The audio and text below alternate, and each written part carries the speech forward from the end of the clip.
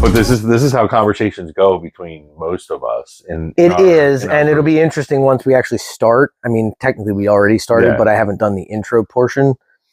This right here was kind of like 10 years after or 5 years after I got into Subarus. Okay. So even though that was when he was running with Ford. Yeah. Yeah. Well, that was the very beginning of Ford. Because Gymkhana 1 and 2 were Subarus. Yes. Yep. Or 3. And technically, I think the third one, because the first one... The first one was the Hawkeye. Was his 06 Hawkeye. Yep. Then you had the second one, which was essentially just a giant advertisement for DC shoes. Yep. Because that was Rob Dyrdek and all them in there. And then the third one was also with that, because then 4, 5, and 6 were with the Fiesta. 7 was the debut of the Unicorn. Yes. When it was naturally aspirated, and then they switched to turbo. That was the one where he had the leather bomber jacket on. Yes. At the beginning with the and he has the bandana on. Yep. Yeah. Yeah, because he had an open face helmet. Yes. So yeah, that was some good times. His brain cage. Yeah. Isn't that what he called it? Brain cage, brain bucket? It might have been brain cage. I'd have to look up the helmet. So No, I don't remember the gold being on the Unicorn. Was that, or the bronze? Was that This was after. That was after the American flag. This was after he left Ford. So that was after Pikes Peak then? He kept the Unicorn. Okay. So after he left his time with Ford, he kept the Unicorn, but he had to take the Unicorn livery off because that was Ford's project. Ford built it, all that nonsense.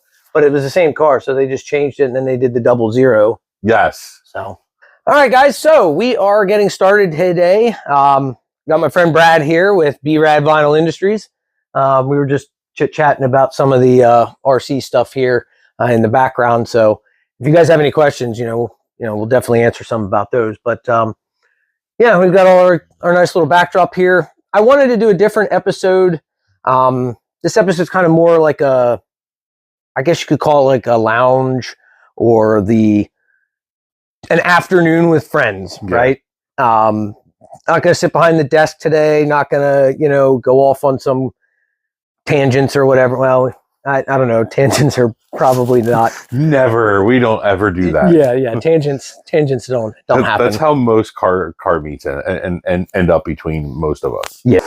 So we're going to do this episode a little bit differently today, and just kind of go with the flow. I mean, I don't really prepare too many talking points on things. I had some, in the last episode, we talked about a lot of different things.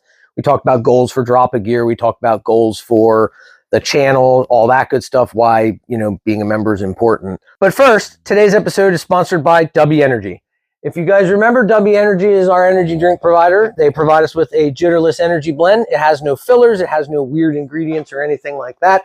And, keeps us fueled up for all the crazy adventures that we're going to go through. So go to w.gg, grab yourself a tub, and use code DROPAGEAR and get 10% off your next order.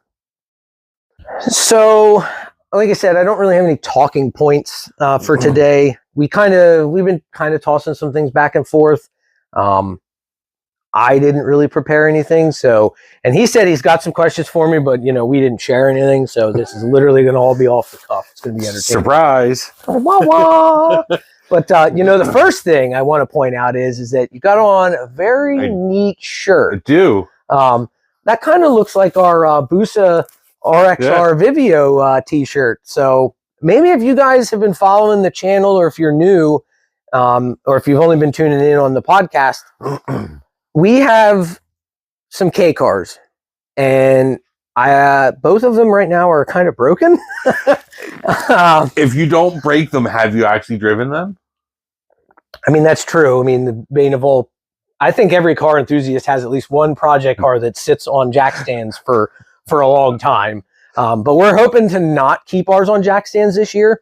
The Busa Vivio, though, the t-shirt that he has on is our t-shirt from the project that we launched, where we're going to put a Hayabusa motor in the Vivio. And the idea is that hopefully we can, hoping to maintain the all-wheel drive, but looking at the design, of everything. I don't think that's going to be possible. So it might just turn into a rear wheel drive drift monster. Is that due to the space in your engine bay, or?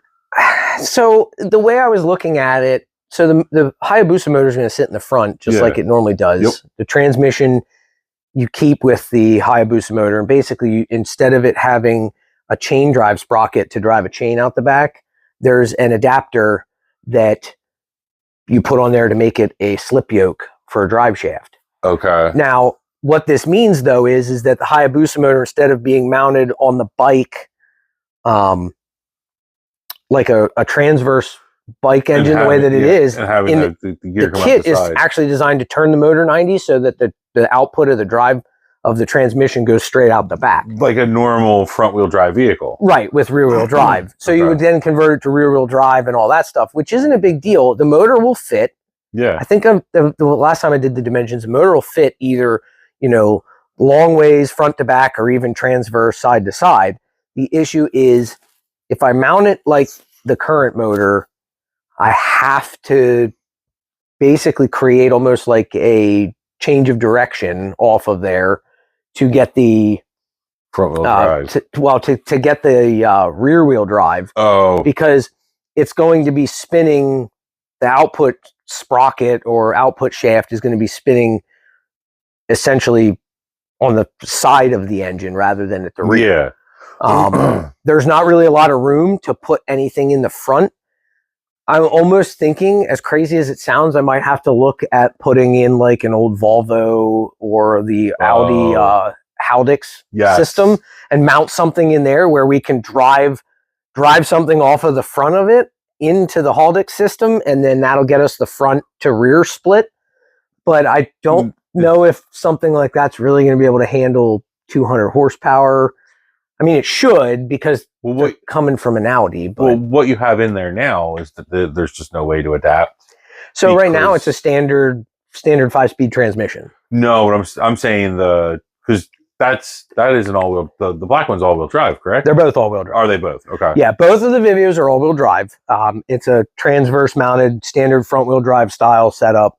It comes off the back. There's a bevel gear mounted essentially to the differential or off the differential in the front that then drives the rear. Okay. The rear's driven continuously. There is no center diff, quote unquote, but a viscous coupling. Oh, you do have the viscous coupler. Is mounted to the differential in the back of the car.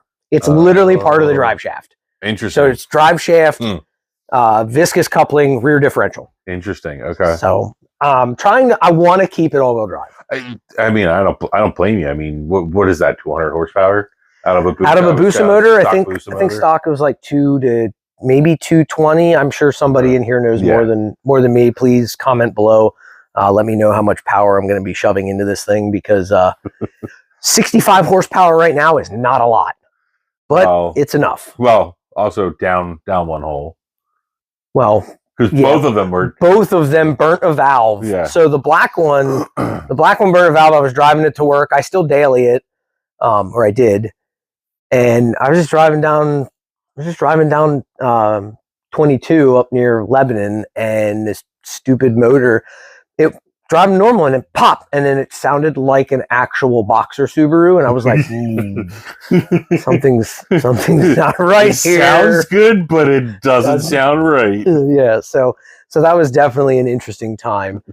The red one, though, when we got that one, I think that one had always been starting to cook the valve out, or it already was, because it wasn't as fast. It would misfire really bad at high RPMs and low RPMs, and there was a weird vibration at like 35 to 4,000 RPM. The valve was floating. Well, no, the valve springs are fine. Oh, they were all fine. But the red one, the valve looks like somebody took a torch to it. I have photos on the page somewhere, but I mean, it looked like a torch went to it. Well, because I remember watching the video of you tearing it down, or the photos that you posted. It's just interesting to see. Like, I'm wondering if it was a timing issue, or so heat issue because those engines are so small and you've got it in such a small space. Well, also the red one makes 20 pounds of boost. I was going to say, I couldn't remember which one it was that you said it made 20 pounds. The black one's pushing 12 pounds, which is the stock for the supercharger because they're both supercharged. Yes. But the red one has, the previous owner put a smaller pulley on it, which it's insane. Like the pulley that's on it is like this big on the 12-pound one, right? It's like this big. But the one for 20 pounds, I kid you not, is barely bigger than the nut that holds it on. So we're talking like the pulley is about this big. I mean, it's insane. So it's not much bigger than like $50. I think $50 is bigger than this pulley. To be honest, $50 is probably bigger. Like the stock pulley is actually probably about the size of this wheel, and the upgraded pulley is maybe the middle of the hub, and that's it. It's insane. It really is.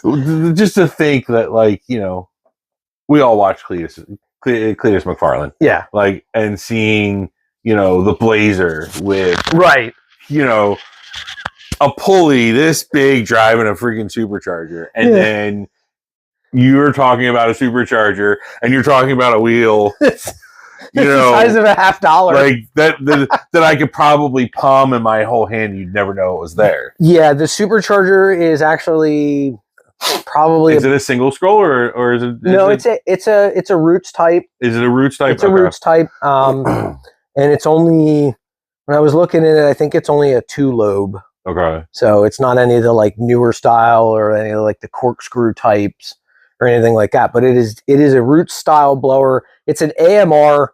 It's an Asen AMR 300. Okay. So, and it's probably not much bigger than like my cup.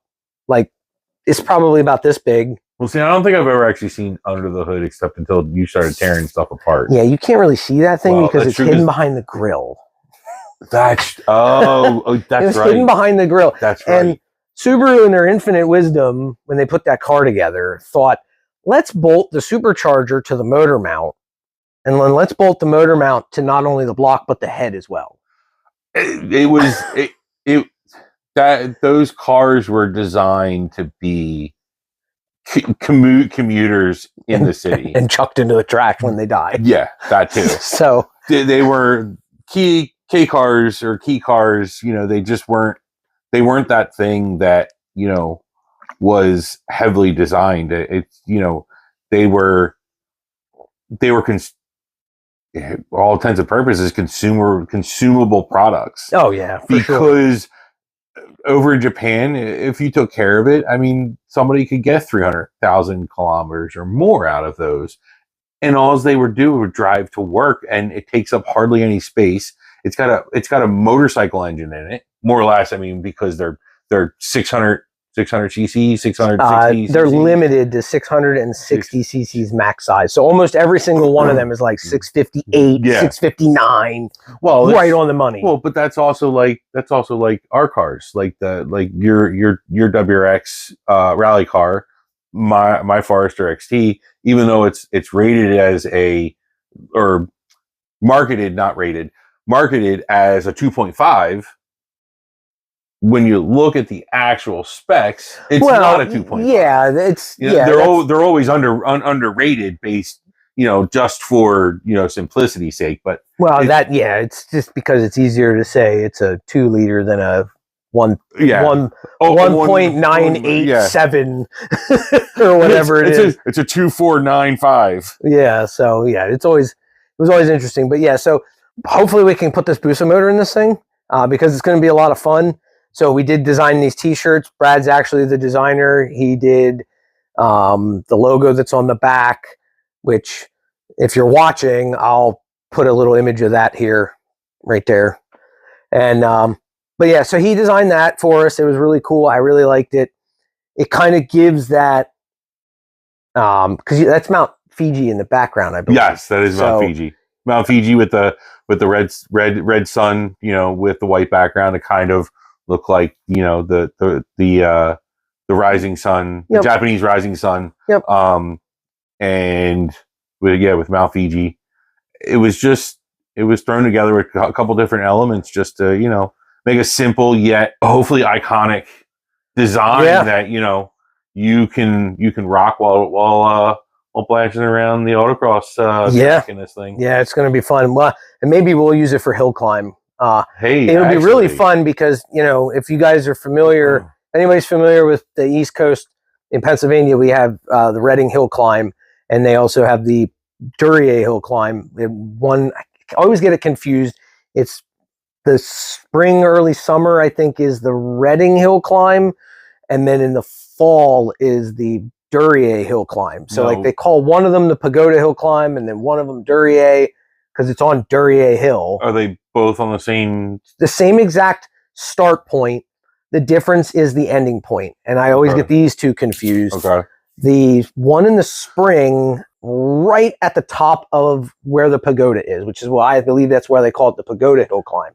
Right before you get to the top of the hill, you'll see the hatched checker mark there. I've always seen those. But if you keep going along the top of the mountain towards the fire tower, right before you hit the fire tower, there's a second one. That's the other one. So the one in the fall, and it's the one in the fall that's longer, because when we went this year in 24, which, you know, that was when my buddy Dan came up and Dave came up, and they ran the Miata and the S2000, and we saw our friend Ryan, who runs the Vilco Motorsports GC chassis with a H6 swap in it. It's pretty cool. They were running all the way out towards the fire tower. Okay. So they were running the longer course. The S2000 was the one that had the exhaust issue. Yeah, that's the one that he melted it, or just broke welds. So his turbo comes out of the hood. It's an open turbo dump out of the hood, and it's more or less just a turn down just a turn down that basically, you know, slips up and then get cut level with the hood. Okay. Well, the issue is that he didn't have a support on it when they first put it on. It was just kind of like a test thing. He kind of threw it on, right. And it didn't have a support to keep the vibrations. So the vibrations eventually wore down the elbow, and also the amount of heat coming out directly into an elbow. It was literally just cheap exhaust pipe. I mean, hey. So it melted through, it weakened the metal cracked. They welded it together. I think he was at Road Atlanta, because he's from Tennessee, so he does a lot of stuff down there with, you know, Grid Life and the Appalachian Drift Appalachia. Yeah, Drift Appalachia. That's really cool to watch. So he does a lot of stuff down in that area, and the hill climbs down there, so it was really cool. He's never gotten up here, which was funny because we all gave him crap because he's from here. I went to school with him.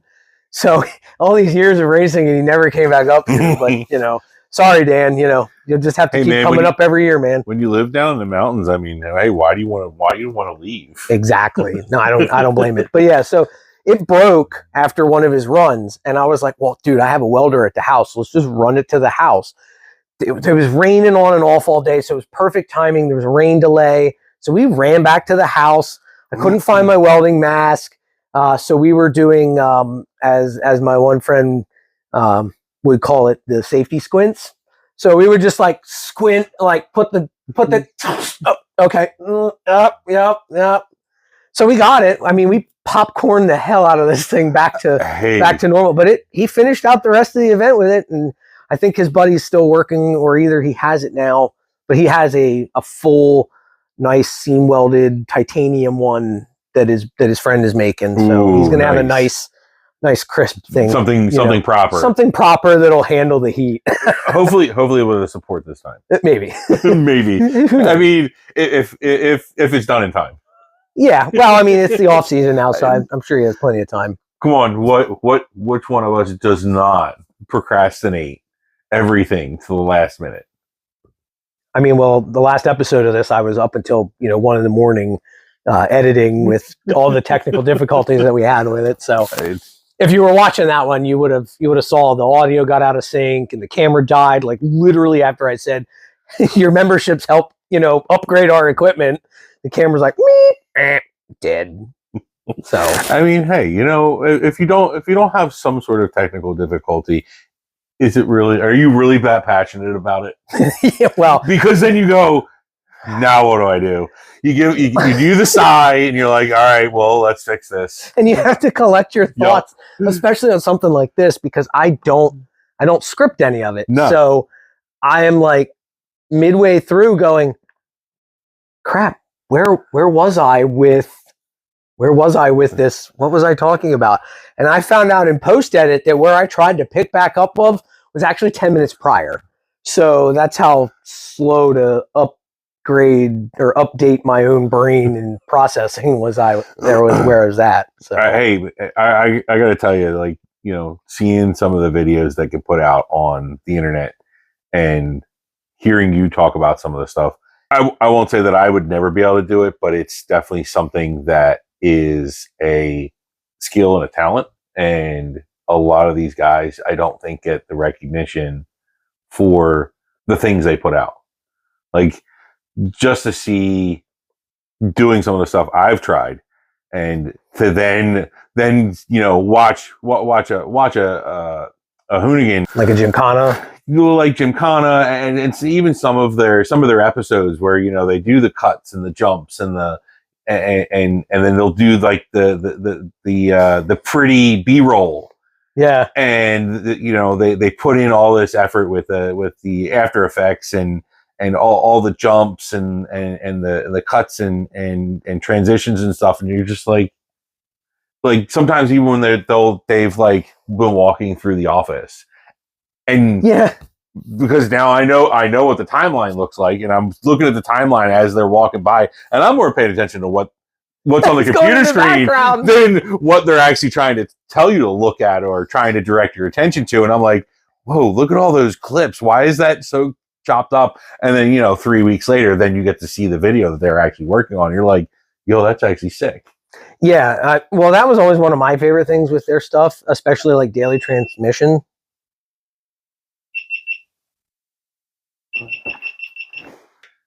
With your face that close to the camera. Like, oh, yeah, like that. Like, or Bam Margera. I sat there long enough to make that the still shot. Just this weird expression on my face. What's he doing? What is he doing? Yeah, so that was fun. Again, technical difficulties never fails. Always something here on the channel. But again, I touched on this the other day, why I talk about memberships and why I have the memberships, because as little as $5 is what helps me upgrade these cameras, upgrade the equipment, be able to get, you know, proper podcast equipment so that we can, you know, do more videos like this. You know, we can provide better content and more, I guess, better quality content is what I'm looking for. Better quality and spending less time trying to fix something and more time on, hey, they're worried about, okay, my camera's going to shut off 20 minutes into a podcast, or, you know, walking around an event. Instead, you get to take some stress out of that and be able to think, okay, what can be the premise of my next video? What can I add? Right, or what's the next segment to this one? Exactly. So, but yeah, so that's why I talk about it. Why, again, you can find membership options on Patreon and things like that. But aside of the technical difficulties, we were talking about the Hoonigan stuff, and you know, it shut off there. We were talking about daily transmissions and the cutscenes that you see.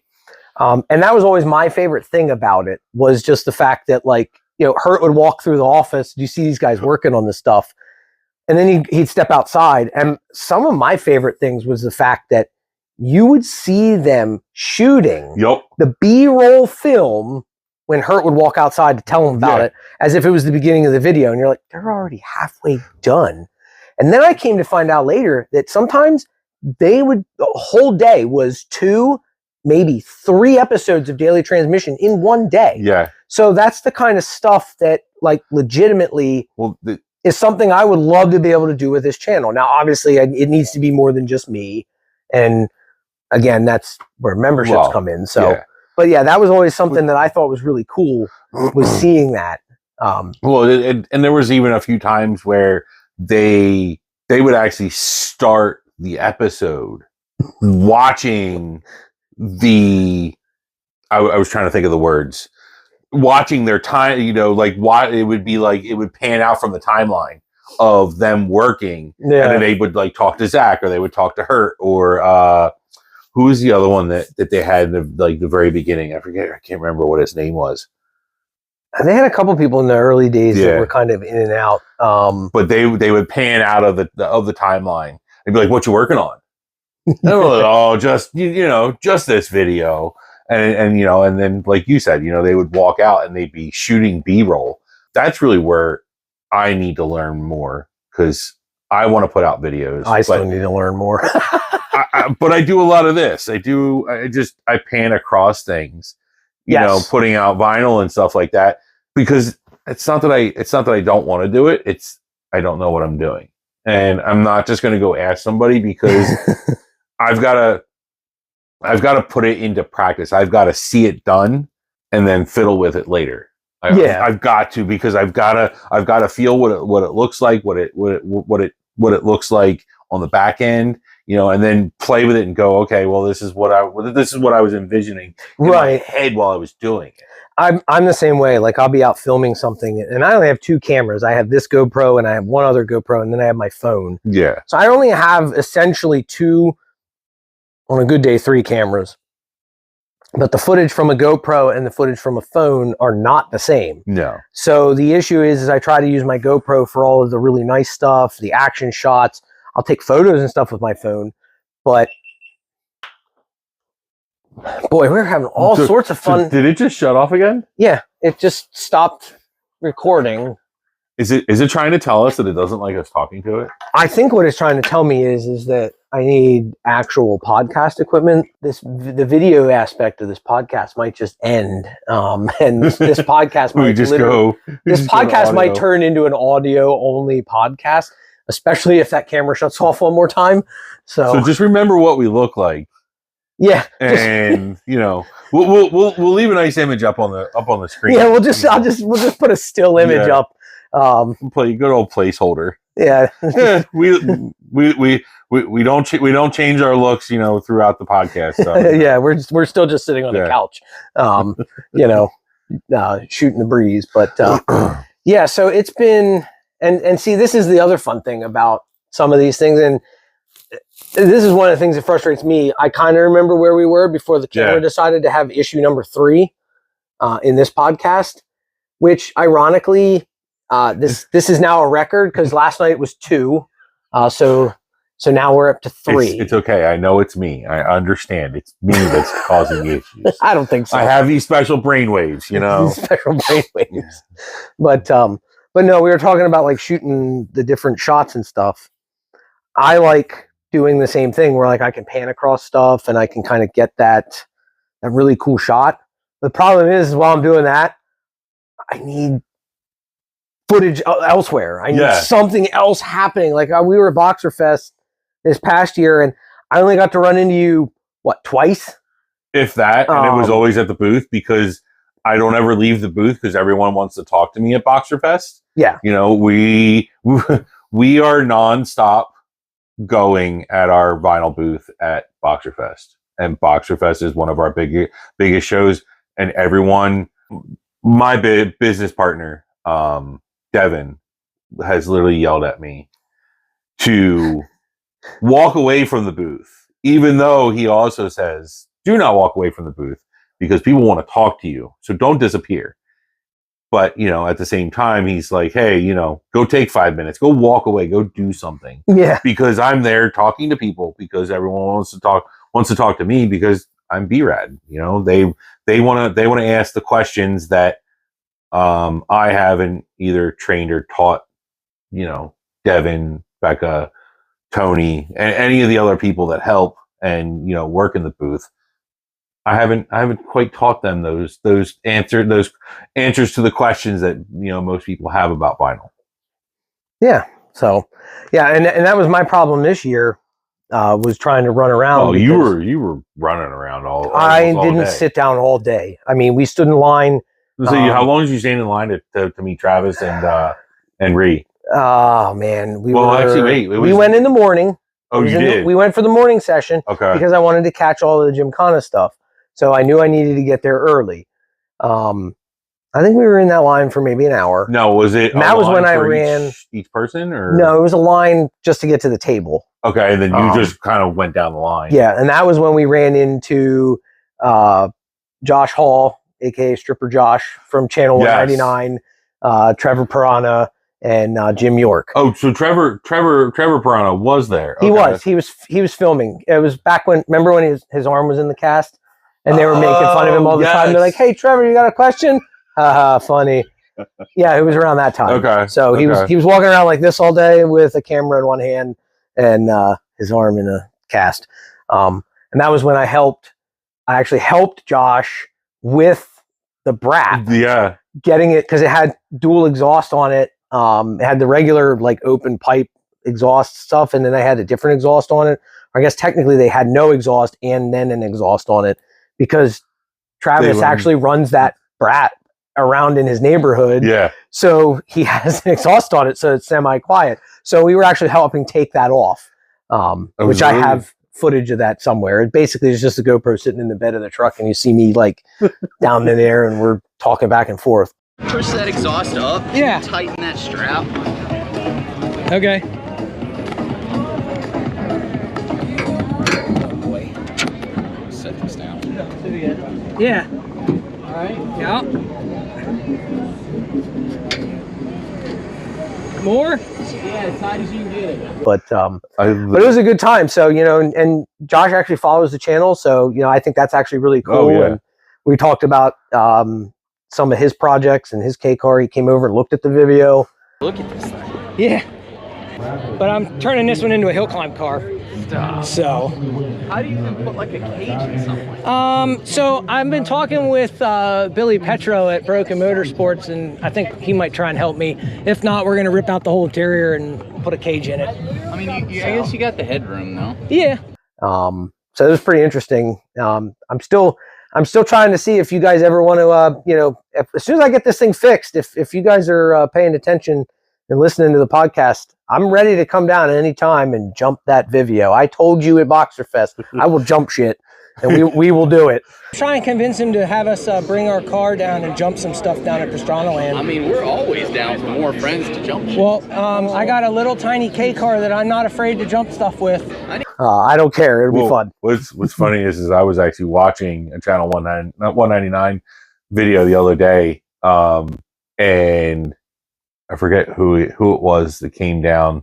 They were doing a mock gymkhana of I just watched all those too. Yeah, it was Travis and Banksy. Yes, and they were doing they were doing the stuff with the Yokohamas and the side by sides. Yeah, and did you see them drop one from a crane? Well, did you see the short, the way they opened it? They opened it. They started like this, and they slowly rotated. And I was like, the opening of that video was perfect. That's the way to open a gymkhana. I was like, nope. Sorry, Banksy won on that one. I've been watching Travis since 2006, but that was perfect. That was and good. They actually I think it was Trevor said we got a noise complaint, so we've got to keep it down. And I was like, wait, what? Like, everybody knows he lives there. Like, right. Like, everybody knows what's going on there. So they know what's going on. That's funny. But yeah, it's just funny because, like, when we were Boxerfest, I told him, you know, I was like, yeah, we'll come down there and jump stuff. And, you know, and he said, yeah, we're always looking to jump. Hey, man, so I'm ready. We'll get that thing fixed. I'll come down there with my wagon. I'll jump things in the Suburban. Hey, you know, we'll come up with a decal design for that, because, you know, I already handed you a cone killer decal at Boxerfest. That's right. Got to shake your hand. Didn't know what to say at that point in time, you know, because you're to me you're a celebrity. I don't pay attention to any other celebrities, but Travis Pastrana, you know, he's a big deal. And you got one of my hats. Hopefully the guy there at Subaru gave you the hat at the end of the day. Well, didn't you catch him? Didn't you catch Travis coming out of the hauler? We caught him like in the very beginning in the of the morning. It was early in the morning. We were just walking along, and we happened to turn around, and my son saw him and was like, "Hey, it's Travis!" And Travis just walked over, threw his arm around Mason, And then I stood on the other side and made me look like the shortest guy in the room because my oldest son is taller than me and Travis is taller than him. So, you know, it was good times. I am 5'6", people. Well, 5'6". What's weird is I'm 6'4", and I felt short next to him. And I don't think he's over 6'4". Yeah, I don't remember. But I definitely did not feel like I was looking at him eye to eye. Yeah. And like, it was just such a bizarre moment. But like, you know, the thing you always hear about, you know, people in motorsports and don't really want to do the people thing. And then you have people in motorsports like Travis. Do not stop. Yeah. And oh my gosh. They always say that Travis is always late to everything. And it's not because Travis has bad time management or anything else. It's literally he's talking to his fans. It's because he's talking to people, because he knows those are the people that are watching him, it's not because he's special. It's because he knows that people are watching him because people enjoy seeing what he does and what he's willing to sacrifice to put on a show. Yeah. And, you know, like, he walked past our booth, him and, it was Ree that walked past first. Mm-hmm. And she immediately started talking to us while we're tearing down the booth. And I literally asked her, I said, you gotta keep Travis in. She goes, it's a lot to keep Travis in line. And I was like, you got to give him a foot. And she picked up her foot like she was kicking him. She's like, yeah, I got to do a lot of this. And then literally like 5 minutes later, I all of a sudden looked up and Devin goes, "Hey, Travis, how you doing?" And I'm like, "Yo, it's Travis." And then I think even Scott Speed may have even walked by too. And I don't even know where they were walking to, because I don't remember anything being parked down the direction of the food court, unless they had something moved down there. Maybe they brought the trailer over. It's possible. I was just like, you know, but they literally were walking right on past our booth as if they were a customer. And there's problem number 4. So it shut off. Yeah. I'm not worried about the video at this point. We're just going to continue this podcast in audio format. So here is the lovely placeholder image. So now the fun part is that, you know, we're going to have an interview and I'm going to be over here messing with this camera. But I thought it was interesting too, like you said, the way that Travis is. They say he literally never stops. And I believe it. Because the guy, I can't remember his name, super cool guy with Subaru that was there. It feels weird saying that he's like a handler or something, but at the same time, he was the guy who was stopping the line because the line in front of Travis's booth for the afternoon was session that a guy was still long. Was that a guy that worked with Subi events? I think so. Okay. He had the Subi shirts on. He had all the official Subaru stuff on, things like that. He was always in the trailer there that they had that you could walk in, stuff like that. Older gentleman, super cool.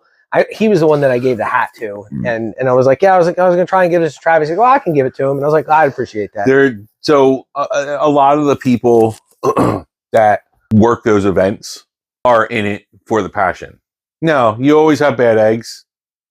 Aside from that, a lot of the people that you get in those events are the people that really are there for. Oh yeah. I don't even know what to call it. Like, they're there for the passion. They're there for their hearts in it. It's not a oh well, I'm going there because, you know, it's nice out, they're paying me, whatever. Because I think a lot of those people don't actually get paid. A lot of it's volunteer. A lot of the Subi event stuff is volunteer, but I know a lot of our friends, Mike Banks, Jeff Montgomery. Yep. There's been a few others that I know in the area. I can't think of their names at the current moment for the life of me. Well, let's be honest here. How many people do you know their names, but you also know them more by their car, and you know them when they show up somewhere? I can't tell you how many people I know strictly, or I should say that I've met, and for the longest time, you'd be like, "Oh yeah, do you know so and so?" And I'd be like, "What does he drive?" And they're like, Oh yeah, I remember that guy because it's like as soon as you knew what car it was, you immediately had the picture of the guy. Of the person. You didn't know their name. Yeah. You're like, oh yeah, that guy. That guy. Oh yeah, he's cool. Or oh dude, that guy's a real ass or whatever. I mean, honestly, where did we meet? I honestly, that popped in my head, and I'm like, wait a second. Do I remember? Do I even have it in my brain? Honestly, I think it was.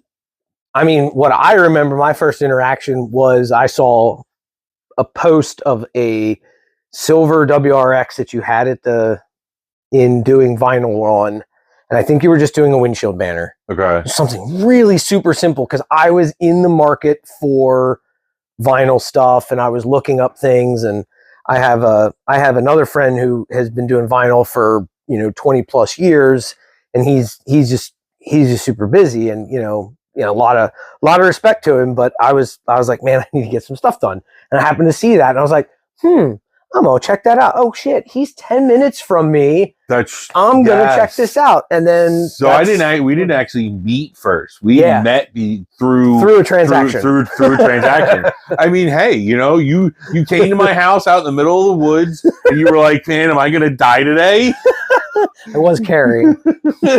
I mean, I was too that day, so that's hey, when you make a lot of cash money, you got to protect it sometimes. That was our first interaction. Yeah. And I mean, realistically though, friendships are very interesting, and they can start from literally the weirdest thing. From the weirdest thing, like, hey, I need a windshield banner. Yeah. It's like step did we just become best friends? Well, no, you actually sent me something about your design, your graphic. Oh, that's right. And so I vectorized it, and I was like, yeah, I can make that work. And then the next thing I know, you were like, hey, by the way, can we turn this into a windshield banner sun strip? And I was like, yeah, sure. Yep. And then you sent me the picture of the car, and I was like, what is that?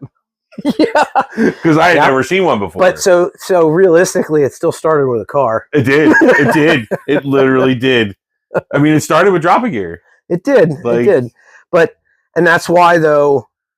Now, like I have you doing everything, and I didn't really get to touch on this when we had a camera going, but that was one of the biggest things for me, and this for everybody listening.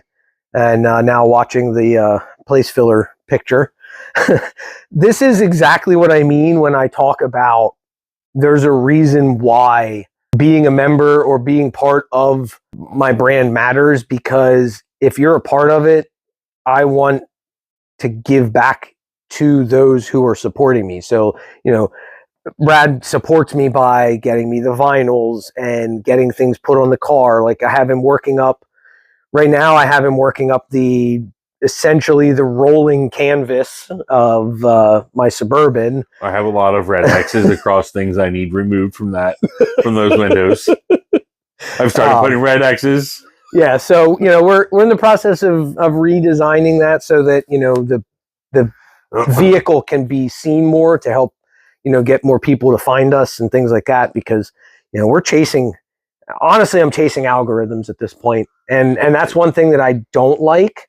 The amount of just dumb, stupid videos out there that I have to get filtered through in order to produce something quality drives me absolutely bonkers. Like I was doom scrolling at lunch the other day, and I found this video of this person making margaritas in a washer. So there they are. The guy drills a hole through the top of the washer. And I don't understand the purpose of that, because then they left the lid open for almost the rest of the entire video, and they dumped a bunch of crap in it. And then they turned it on to like the spin cycle, and then they turned it off. And I guess maybe, because by then I actually just turned it off. Maybe they just turned a giant straw into the hole or something. I think they put a pump or something in there, because I think I remember seeing that video. But those videos, oh and then the rage bait videos that are baiting you into watching the entire video, but then you get upset about it because it is like so completely wrong. Or the life hacks.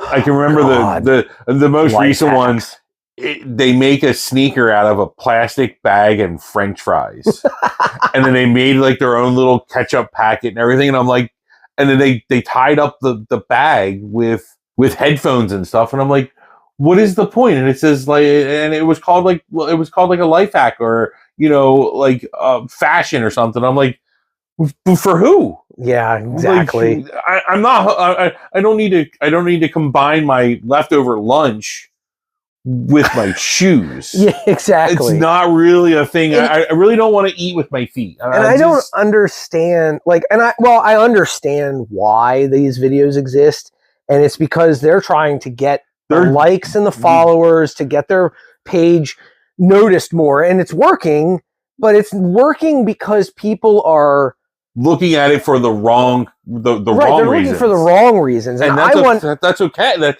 in the grand scheme of YouTube, these people are exploiting the system and the algorithm because they're just looking for the attention, not necessarily to put out something that's quality, that's actually drawing people in because of the quality, because it's productive or positive. It's not. It's not a doom scrolling video.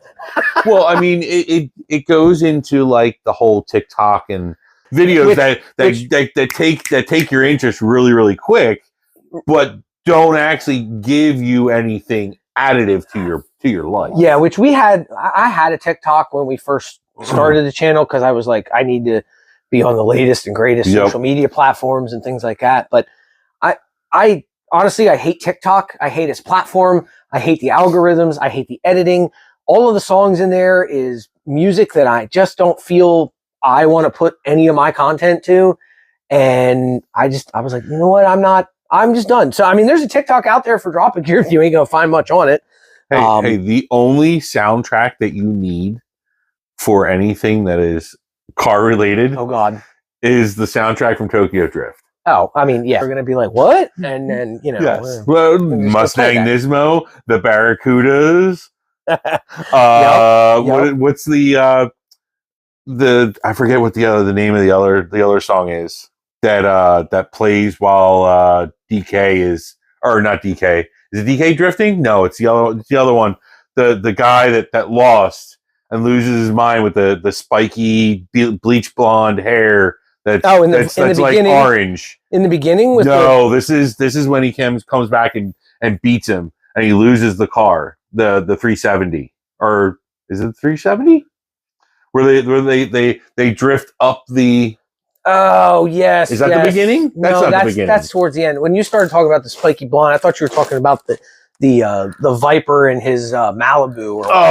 Yeah, what's his name? Where they were driving through a freaking the residential development and whatnot. Yeah, that was the Monty. That was such a that was weird. Yeah, it was a Monty. Yeah, which trailer was it? What was it about? The trailer power. I think they were calling him trailer trash or whatever. But he says, what about your grandma's Buick? Something trailer trash or something like that. I don't know. All I know is at the end of it, it was just funny because the guy in the Viper, his girlfriend was getting pissed at him for losing, and then the absolute utter look of defeat on his face, and then he went into a stupid rage and started wrecking his own car just because he wanted to try and prove a point. He was trying to impress people with money he didn't actually have. Yeah, it was great. Let's wreck my dad's Viper. Yeah, great. That's literally what some people that's what they do, and it lends right into the whole video thing because of that's what these people are doing, are trying to impress people or trying to gain the views and play the algorithm, because the algorithm bumps up videos based on people liking and commenting. Correct. Because how it works is it sees the comments, and it sees the comments growing at a certain rate. It believes that video is popular, that it's being it's being commented on because it's important.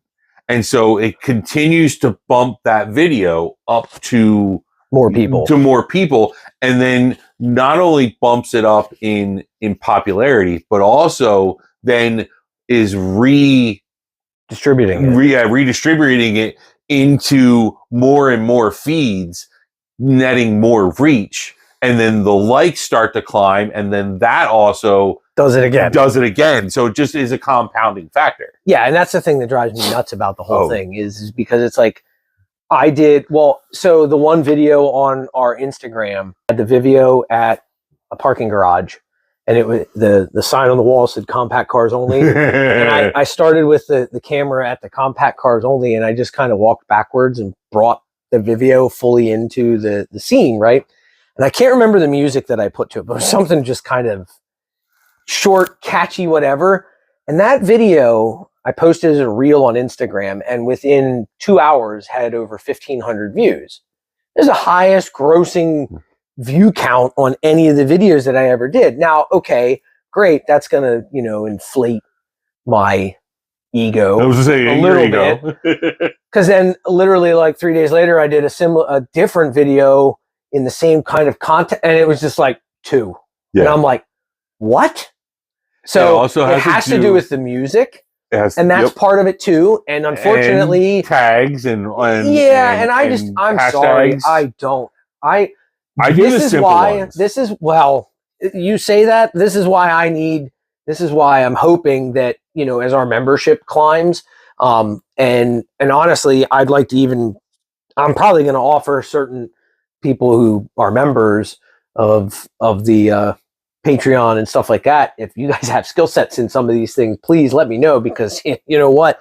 I'd like to bring you in on staff, because honestly, I almost feel like I'm so out of the times. I need somebody who can take the content that we have and find the song and the hashtags and whatnot, because I don't have the time to research what the current trendy tag is or what the current trendy song is. But also, when I create content, I want it to be genuine. Yeah, so I don't want to use the catchy song, because that just means, oh, look, it's the same song. Like that's Instagram right now. The reels that keep popping up is 50 Cent's, love it or hate it. Well, everybody uses that, and I'm like, I used it once, and I was like, I hate this.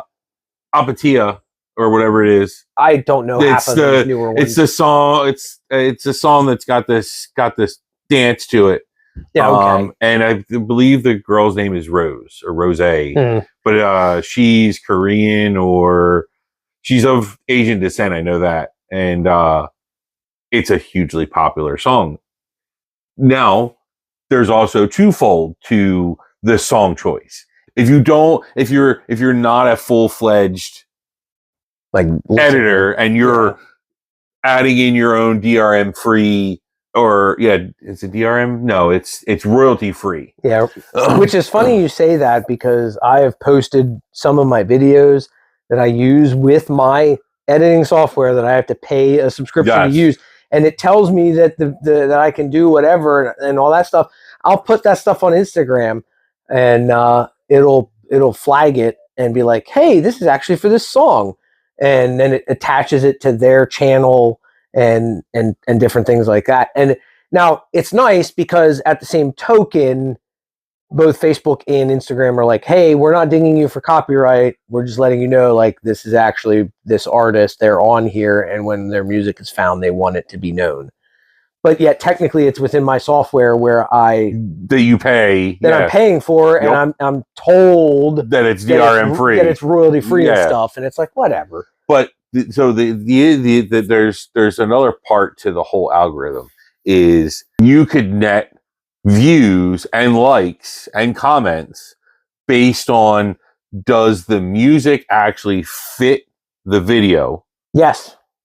Or so that then this becomes that quality, genuine content, because that content is now drawing people in, because it's the video and what's going on actually coincide well together, and people like that over. Yep. Instead of it just, because then you're drawing people in because they're actually engaged. Correct. Instead of them just being engaged and being spoon-fed that information, because the algorithm said, oh, well, they've watched 30 videos that had this same exact song or the same exact track, And now, okay, well, they need another one. So, there's twofold to that, because you could either net, quick algorithm, or you can net algorithm that's genuine because you're actually getting quality content. Yeah. And I'm trying to drive for more quality content, which is why I tell everybody who is on the channel or who's listening here, that's why, like, I may not post every single day, or I may not post every single week, because I'd much rather focus on when something comes out. There's a reason for you to now come and watch it. However, and it sounds counterproductive, but if we get memberships and we have enough exclusive members to the channel, I can start creating stuff more frequently. We can put stuff out more often. However, it's also going to be a much higher quality. I focus, I think everybody tells me I should just put whatever out and just keep hammering it out because eventually it'll stick. And I just don't buy into that. I don't buy into that old school way of doing this. I'd much rather put out quality content, but at the same time, I'm kind of taking a little bit of inspiration from Brian Scotto, even his patron, which I subscribe to. He just does podcasts, but he's literally doing it. He basically straight up said, like, I only want to do it because I got a small group of people who are paying me to make this content, and that's great. But I want to do more with the brand, which is why in the last video we talked about doing the free events. If you're a member, you get all those things, and that's why. But I can do more content, and I can give back in a longer form in that way. Well, so I'm trying to break through that algorithm, but at the same time, it's a nice, fun, hard road because of what I'm not doing to break the algorithm. Well, here's another thing that Brian Scotto has. He has done more than you and I combined. 12 plus years of video content creation. But just time the experience. At 0-60. But just the experiences and all the things that he has been a part of. Oh, for sure. And conversations, and just being a fly on the wall in maybe 5 minutes of his life, I can guarantee. Oh, for sure. And but yeah, on his thing, I've reached out to him on there because he's actually said, like, hey, he actually said in there he's actually hoping to network with some of the people who are subscribed to his thing. Because I can guarantee you that people that are subscribed probably aren't just subscribed just to watch him. No, they're inspired by him because for sure. Look at all he's done. Look at all that he's put together. Oh, for sure. And just watching him in like the Gymkhana Files and seeing that you can see that he may not have this picturesque vision, but you can see things being set up and the pieces being put together. Oh, for sure. Well, and he talked about looking to link up with people on there to like help them in their creations and network with some of those. And I think that's actually kind of cool because, again, and it's crazy because I see the similarities. I wanted to start doing things with Drop-A-Gear this way. And I kind of alluded to that in his constant Scotto stream on Instagram that he has. Well, didn't he start with a magazine first? He was doing print. He started first. with 0-60. Was it 0-60? He was 0-60. He was one of the editors and stuff like that. There. Okay. It was interesting because I was messaging him on there on Instagram a little bit, or indirectly engaging with his channel with what Instagram allows you to there. He talked about that, and I, as Drop-A-Gear said, I'm doing memberships because to me, I'd much rather have the people who are paying for my content get amazing content because they're subscribed. And he talked about that. He was like, if I ever started another YouTube, I would do something similar where I would just get people, a small niche group of people, to pay me to create the content because then I can do whatever I want. And that's also why those people are watching him, because they already know what he's capable of. They already have expectations, but based on his talents and skills. Oh, I agree. And people, and also team building, because we can tell that we've already seen him put a team together. Yes. Sure. 3 times. Yeah. Because, you know, how many times have people left Hoonigan, and not left in a bad way, but left to do their Other own things. thing, Right? and do maybe not potentially do better, but do what more suited them. But they got to start with Hoonigan. Correct. And I was trying to get a start with Hoonigan. I've been trying to get my foot in that door for a while, and I mean, unfortunately, all of the people that inspired me at that company are long gone. Well, they've all left, and they're all doing their own thing, like everything. But from I'm Vinny, still trying to reach yeah. out to them and try to network with them. And that was where like I did that. I networked with him in that. Now I'm on this patron thing. I see some of the fact that like we have the same kind of idea. Unfortunately, I have to figure out how to get people to see the value in what I'm bringing or what I'm intending to bring. Well, I think, and I talk about that as transparency because of the fact that like, yes, I don't have 12 years of that experience, but at the same time, I am going to sit here and tell you day in and day out that when you subscribe, when you do these things, it's going to allow me to do the things that I'm telling you I'm going to do. Why don't we find out together? Well, I think, give me 6 months. I think from seeing comments and us talking quite a bit, and understanding the volatile market that we both kind of work in, because me advertising my business, you advertising and trying to gain traction with Drop a Gear. The issue is that in this whole market, you have everything from giveaway car companies. Yeah, God. Talk about to the Hoonigans, to Travis Pastrana, to Cletus, Amelia. I was like Cletus McFarland, Amelia Hartford. You know, you have this large gambit, but they are all doing the same thing. In a sense, they are all doing the same thing.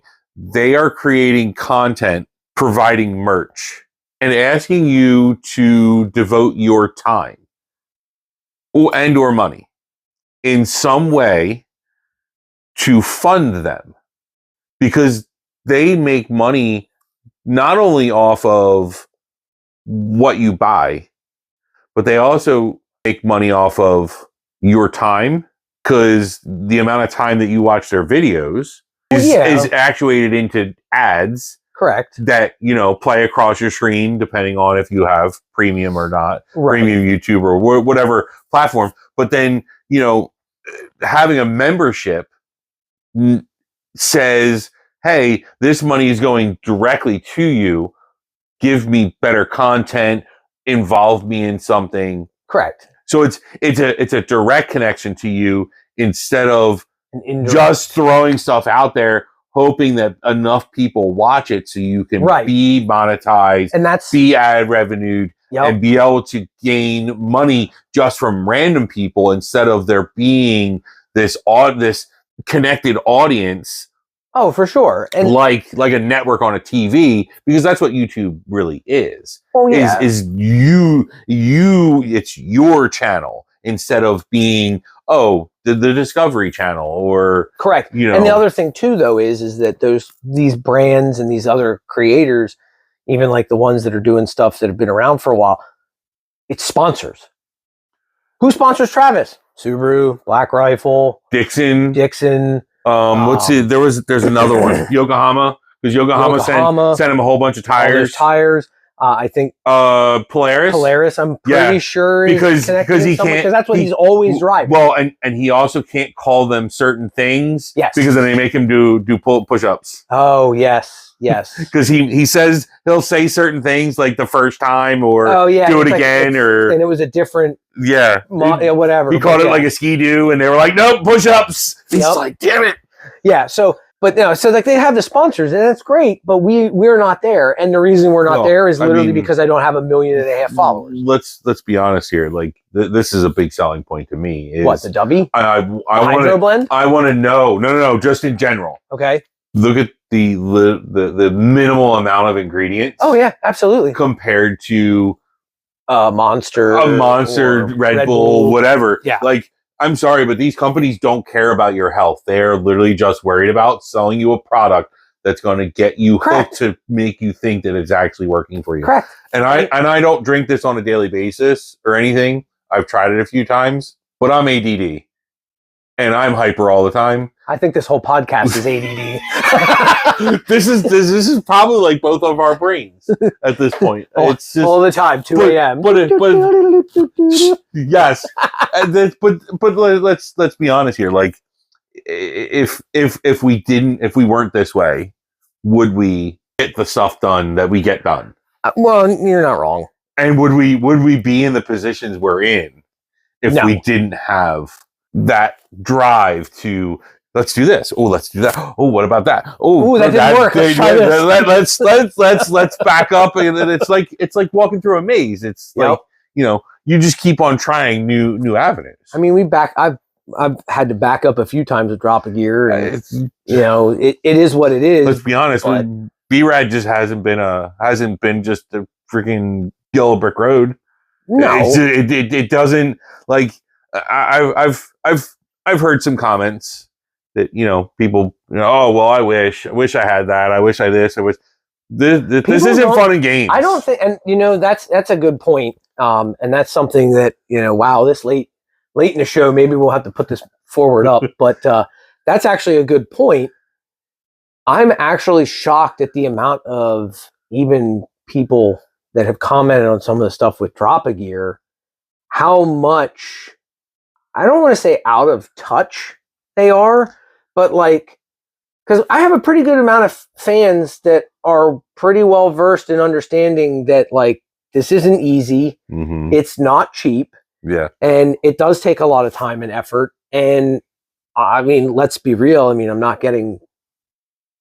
we have I have 2 members on Patreon right now. We have 2 paid members on Patreon, which everybody can see that when they go there. But I'm not really making a lot of ad revenue with Dubby. Dubby doesn't cross promote me. I'm an affiliate market for them technically. So, which is why, realistically they're sponsoring me. I say that they're sponsoring me. But it takes sales for them to cross promote me.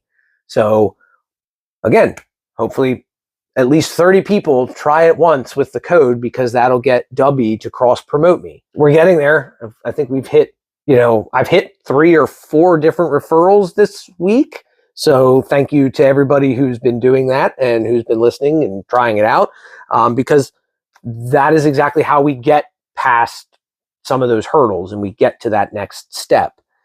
Well, once it starts, once the first step happens, it's a snowball effect. It is, and as long as you continue with that momentum, worked. Correct. And I mean, we've lost a little momentum here, and it hasn't been that yellow brick road, and I'm not anywhere near where I want with the channel. There's so much more that I want to do, and I know it's the same thing for you. There's so much more that you're trying to do.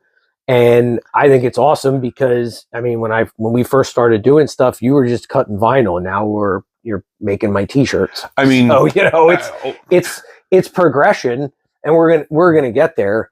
It's going to take time, and it takes all the awesome people who are listening to share this, give us some ideas for other podcasts, and just get this out there. I mean, this is only episode 3, so. We can continue to go on. We've had 3 very distinctly different videos. This one being the most random of them all. I mean, but at the same time, like you had prefaced the beginning of this video is, it was kind of a lounge day. I mean, because this is kind of almost like a look into the behind the scenes of like. I would call it that. This is also going to be the longest podcast. Is it? Oh, we've already blown out the record. The podcast last week's episode was only a half an hour. This one's already recording time right now. We're at 1 hour and 15. So. I think we probably also have hit on a lot of different points. We did, and I hope everybody listening has enjoyed them. Maybe gained better insight to both what I'm doing, what you're doing, and where we can go with it, and also hopefully it gives you guys some talking points to bring back to us, because again, we talked about algorithms and comments. Yep. Guess what? You guys. Yep. You drive how much your interactions to the channel drive how much exposure we get. And I noticed, and it was the holidays. I get it. People get off the internet. I was one of those people. I kind of got off the internet. It was quite the opposite for my personal business, my personal Facebook page. Yeah, that was going nonstop. Now, again, I also post a lot of memes because I want people to laugh and have fun, and correct. You know, I like to crack jokes because some of the stuff that you post, I'm like, I can't laugh hard. Can I laugh through the phone so that Brad can hear this? I mean, come on, like you have to laugh. Like, we can't take this life seriously. No, and not at all. The second you do, and you want to become offended of something, and I understand there are things to be offended of. Yeah. But if you're offended about everything, or you go on Facebook or you go on social media in general and you unload on somebody, it's not helping. That's not helping the world, and that's not making anything any better. Laugh. Oh yeah. Laugh, for sure. because it takes less muscle. It literally does. Like, I've probably heard this dozens of times in my life, but it takes less muscles to smile than it does to frown. Yeah, I think it's like that. It's, yeah. Or more muscles to frown than it is to smile. To smile, yeah. Why waste? Yeah, why waste your time? Well, and just not to mention it helps with the chemicals in your brain, the happy chemicals, and all that stuff. Laugh, like, go watch some. That's why doom scrolling is called doom scrolling. Yeah, go watch some comedy. Go listen to some comedy. Go look for laughs, and don't listen to it as its truth.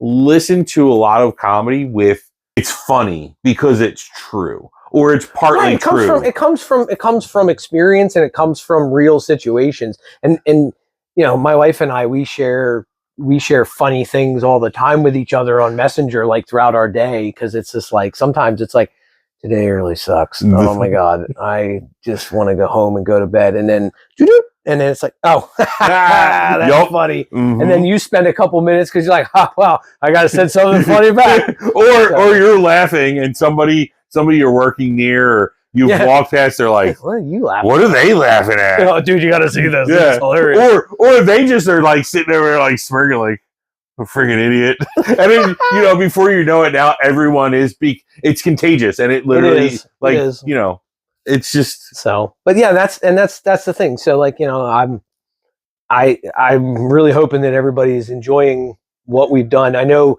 the biggest thing is that when I threw out the idea for this podcast was, you know, what should we talk about? And the one comment was, oh, dude, you should do it like Rogan, just couple talking points, whatever, maybe to rope things back in, which we didn't really do on this one. I mean, we kind of have.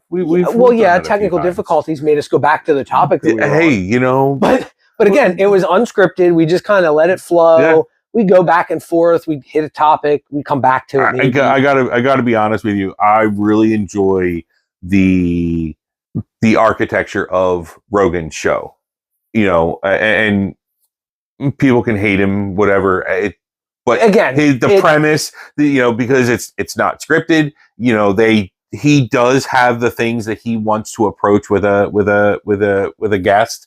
He has really have like questions written down or anything. Right. He allows the conversation to meander and through the topic because he's bringing people on, because they already know what they're going to be talking about, because there's a reason why he's brought them on. He's probably talked to them beforehand. Yep.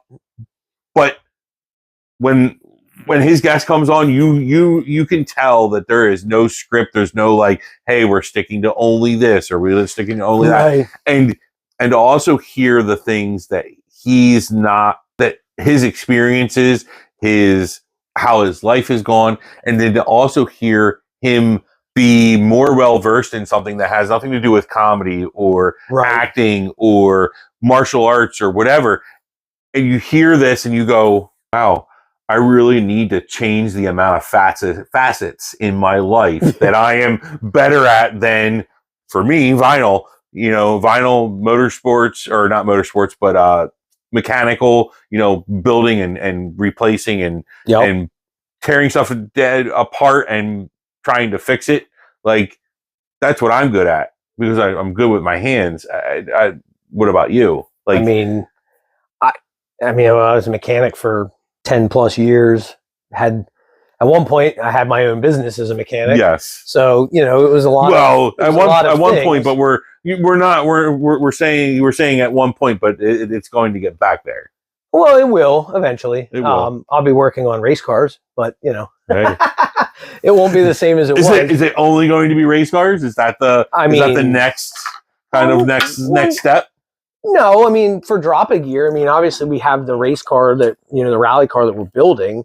And I want to build that. I want to build hill climb cars.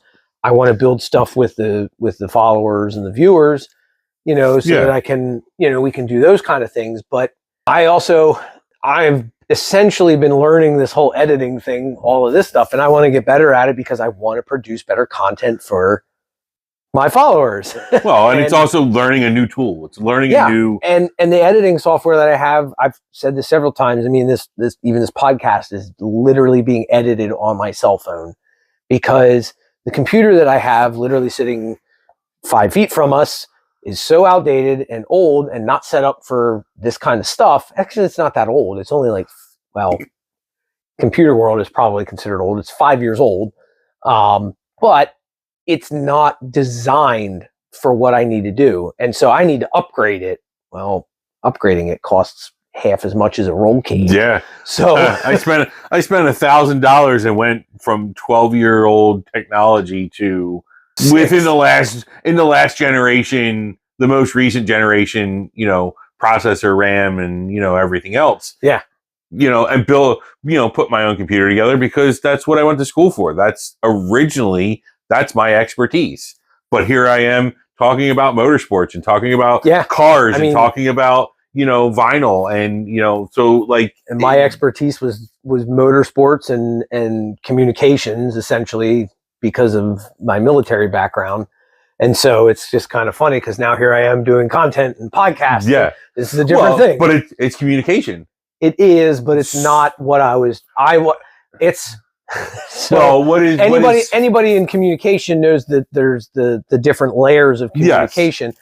All of my stuff dealt with installing the actual cables, the routers, the switches, the equipment, not the operating system side of things, not the interface side of things. So it's communication, but it's a little bit different. Yeah, I think we're going to wrap up with that. And episode 3 podcast, we definitely hit a number that I did not expect to hit. We talked about a lot of topics. So I hope everybody enjoyed the content. Brad, thanks for coming on. Yeah, absolutely. Thanks for having me. Yeah, no, it was a blast. You guys will see more from Brad and things like that. There'll be a link in the description for the vinyl shop for B-rad Vinyl Industries and his channels. So, give him a like, give him a follow, all that stuff, because you guys' engagement is what continues to grow both of us. And, we hope to see you guys around at all of the different events this year. And, it was a good time. So absolutely. We'll catch you guys next week, Wednesday again. I'd love to hear what you guys think. Should we drop the videos at 5 and the podcast at 5? Should we do it at a different time? What works for you? If there's some topics that you want me to talk about, let me know. I'll do some digging, do some things, talk about things I know about, or if you just want to hear me talk about something specific with the channel or whatever, let me know. Hit me up in the comments. Thanks for listening, everybody, and have a good week. We'll see you next week on Gearbusters Podcast.